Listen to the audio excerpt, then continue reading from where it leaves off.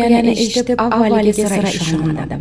Bu keksa chol meni boplab laqillatdi deb o'yladim. Ammo cholning gaplari rostligini uning kampiri Oysuluv momodan eshitgach, ishonishdan o'zga choram qolmadi. Xullas, bu voqeani Haydar bobo shunday hikoya qilgan edi. U paytlarda kun bilan dalada yurardim. Momongiz bir yillik kelin, ro'zg'or yumushlardan ortmasdi. Yangam ham, akam ham ishtaligi bois Oysuluv ularning bolalariga qarar. Ota-onamning issiq sovuqdan xabardor bo'lib turardi. O'sha kuni ham odatdagidek ishdan shom payti qaytdim. Qishloqning tor ko'chasini haydovdan qaytayotgan podalar changitib uylariga shoshar. Ularning ortidan ketayotgan cho'pon bolalar bir-biri bilan baland ovozda so'zlashib, nimalarnidir talashib borishardi. Chang to'zonda qolmaslik uchun ulardan oldin yoki ancha orqada qolishim kerak edi. Kun bilan ketmon chopib, o'zi orasida suv tarab yurganim bois rosa xorigan, tez yurishga madorim yo'q edi. Shuning uchun yo'l chetidagi keksa tolning soyasida bir muddat tinim oldim. Shu payt cho'pon bolalarning ovozi yanada baland chiqqanday bo'ldi. So'ng ular orasidan otilib chiqqan bola men tomonga yugurib kela boshladi. Ko'nglim qandaydir falokatni his qilgandi. O'rnimdan turib chopib kelayotgan bolaga keldim. U akamning katta o'g'li Ilyos edi. Negadir qo'rquvdan turgan joyimda turib qoldim. U menga yuzlanarkan, yuzi qo'rquvdan oqarib ketgan. Qo'l oyog'i tinimsiz qaltirar. Labi-labiga tegmay tez-tez so'zlardi. Aka, tez yuring. Yangam ilonni yeb qo'ydi dedi u. Ilyosning aytgan gapiga tushunmay takror so'radim. U tag'in o'sha gapni aytdi. Esing joyidami? Qanaqa ilon? Nega ilon yeb qo'yadi? Ustma-ust bergan savollariga javob bermasdan Ilyos qo'limdan uy tomon sudradi-da, yangam uylaringizda uxlab yotgan ekan. Charchagan bo'lsa kerak-da. Avval chaqirdim, hech kim javob bermadi. Keyin kirib borsam, yangamning og'ziga ilon kirib boryapti. Mening baqirganimdan yangam qo'rqib uyg'onib ketdi. O'rnidan turayotganda yutundimi yo boshqa sababdan bilmayman. Ilon ichiga kirib ketdi dedi. O'z ko'zing bilan ko'rdingmi? Balki boshqa narsadir yoki ko'zingga ko'ringandir. Nimaga ishonmaysizlar deb so'radi Ilyos. O'zim ko'rdim-ku. Ana yangamning o'zi ham ichimda bir narsa bor deb qayt qilib yotdi. Mazasi yo'q. Ilyosning keyingi gaplaridan battar xavotirim oshdi. Ayni damda gap nimada ekanini tushuna olmay chalkashib ketdim. Uyga yetib borguncha xayolim ming bir ko'chaga kirib chiqdi. Nihoyat hovlimizning adog'idan aylanib o'tgan ko'chaga burildim-u, darvozaxonaga yetib borishga ham sabrim chidamay, paxsa devordan oshib tushdim. Molxona tomondan uyga yaqinlashib borarkanman, Oysuluvning dahshat bilan o'qchayotgani va uning boshida parvona bo'lib turgan onamning zorlanishi eshitildi. Onam Oysuluvni qo'lidan tutib turar. Otam esa ne qilishini bilmay, u yoqdan bu yoqqa borib kelardi. Otam meni ko'rishi bilan hozir akang Hamsayaning uyiga o'tdi. Tez bo'l, Toshtemirning mashinasi bilan kelinni kasalxonaga olib borish kerak. Uydan pul ol, ust-boshingga qara dedi. Otamning gapi tugamasdan mashina signali chalindi. O'qchi verib holdan toygan Oysuluv mashinada biroz o'ziga kelganday bo'ldi. Undan nima bo'lganini so'ragan edim. Bugun rosa charchab toshday qotib uxlamaman. Bir mahal og'zimga sovuq narsa kirganday bo'ldi. Tushmi, o'ngmi ajrata olmadim. U sekin sirpanib oshqozonim tomon boraverdi. Men qo'rqinchli tush ko'rayotganday uyg'ona olmasdim. Bir mahal Ilyosning baqirgan ovozidan uyg'onib ketdim. Shundagina bu dahshat o'ngimda bo'lganini bildim. Ishonmaysiz, oshqozonimda bir narsa bor. Yo'g'on arqonga o'xshaydi.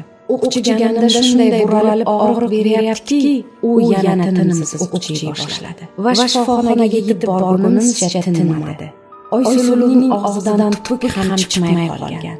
Ammo dahshat bilan o'chirdi. U zamonlarda hozirgiday shifokorlar, texnika qayerda?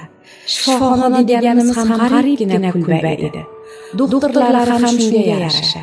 Ular Oysuluvni xonaga olib kirishgach, gap nimada ekanini eshitib, hayratdan yoqa boshlashdi. So'ng xonasiga qamalib olib, uzoq vaqt yo'q bo'lib ketishdi.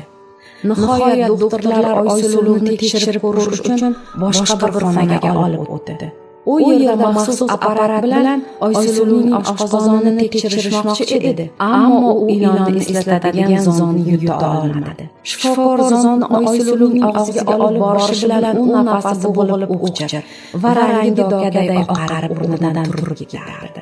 Bir payt shifokorlardan biri bundan naf chiqmasligini, nima bo'lgan taqdirda ham uning dardi aniq bo'lmaguncha shu yerda qolishi kerakligini aytdi. Xullas, onam ikkimiz o'sha tunni shifoxonaning yo'lagida o'tkazdik. Oysuluv esa tinchlantiruvchi ukoldan so'ng uxlab qolgandi. U tongda o'zini biroz o'nglab uyg'ondi. Go'yoki uni endi hech narsa bezovta qilmayotgandi. Unga nonushta berilgach esa barchasi qaytadan boshlandi va kechagi ahvol takrorlandi. Nima qilishimni bilmay uyga akamning oldiga shoshdim. U yerga borganimda akam endi shifoxonaga jo'namoqchi bo'lib turgan ekan. U mendan nima gapligini so'radi. Vaziyatni bilgach akam o'ylanib turar ekan Ilyos gapga aralashdi. Aytdim-ku, yangam ilon yeb qo'ydi deb. Uni chiqarib olishning yo'lini ko'rish kerak.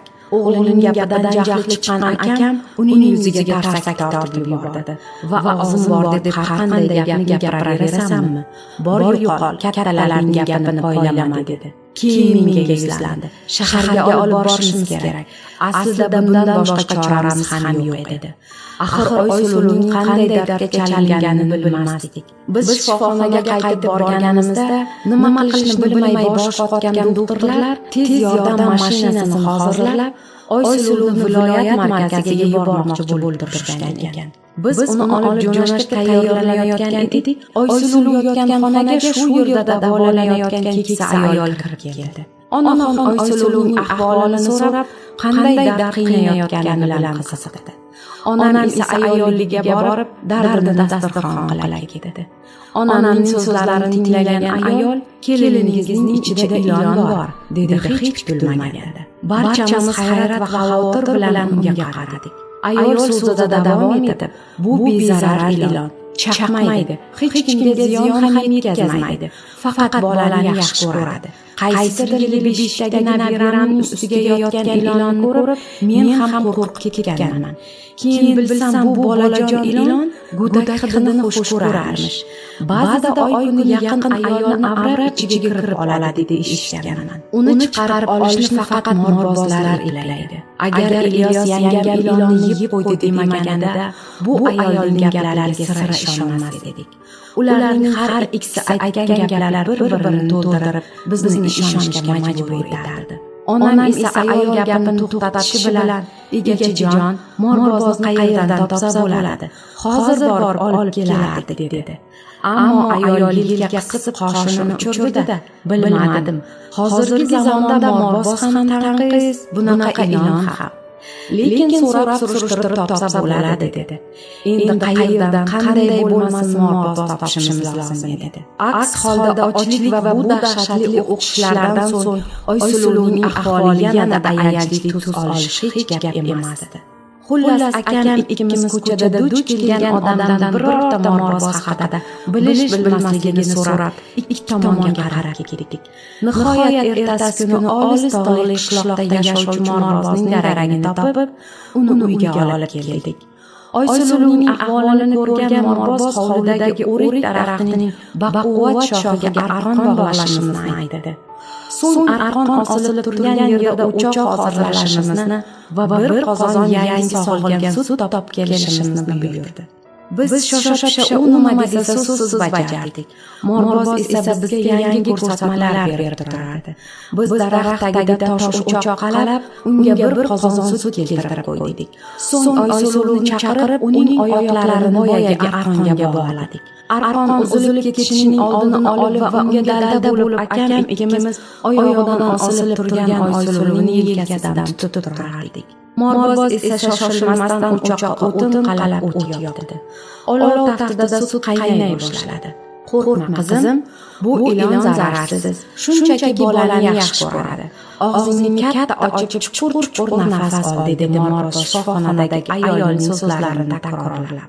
Uning aytishicha, 2 kundan buyon Oysuluga qo'shilib och yotgan ilonga sutning hidi borgach, yemak axtarib o'rnidan tashqariga chiqar ekan.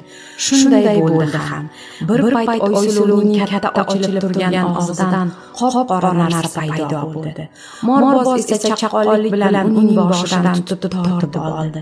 2 qarich keladigan ilon Morbozning qo'lida tipirchilarkan, Oysuluvning rangiga qon yugurdi.